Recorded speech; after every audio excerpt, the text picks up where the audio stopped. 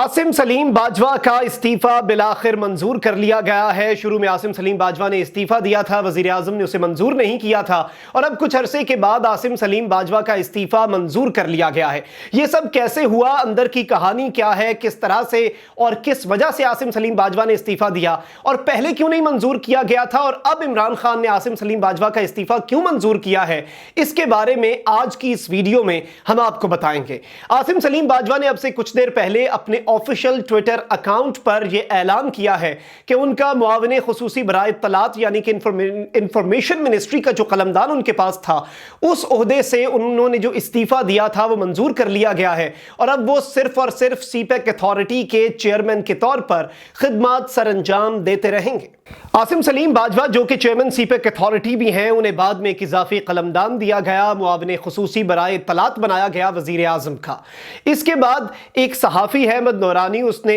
अपनी एक नई वेबसाइट बनाई, उस पर एक स्कैंडल सामने लाया जो कि जिसका बहुत ज़्यादा सबूत नहीं थे, लेकिन जिसने पाकिस्तान के अंदर एक बहुत बड़ी डिबेट जो है वो स्टार्ट कर दी। इसके बाद ना सिर्फ मुआविन खुसूसी का जो कलमदान है बराए इत्तलात, बल्कि सीपैक को निशाना बनाया जाने लगा, जिसकी वजह से आसिम सलीम बाजवा ने कहा कि अब मैं ये इजाफी कलमदान नहीं रखना चाहता, मैं सिर्फ और सिर्फ सीपैक अथॉरिटी और पाकिस्तान की जो इक्तसादी तरक्की है उसे देखूंगा और उस पर अपनी तमाम तर तवानाइयाँ मबजूल करूंगा और अपनी तवज्जो उस जानिब मबजूल करूंगा और मुआविन खुसूसी बराए इत्तलात यानी कि जो इंफॉर्मेशन मिनिस्ट्री का कलमदान है वो मैं नहीं संभालता। जबकि वजीर आजम पाकिस्तान इमरान खान ने कहा था कि नहीं, अगर मैं आपका इस्तीफ़ा ले लूंगा, आपकी वजाहत से मैं मुतमईन हूं, अगर आपका इस्तीफ़ा ले लेता हूं तो आप पर लगाया गया जो बेबुनियाद इल्ज़ाम है उसे तक़वियत मिल जाती है। तो इस सारी सिचुएशन में ये बात तो सिर्फ सोशल मीडिया पर थी, भारतीय मीडिया ने बहुत इसे उठाया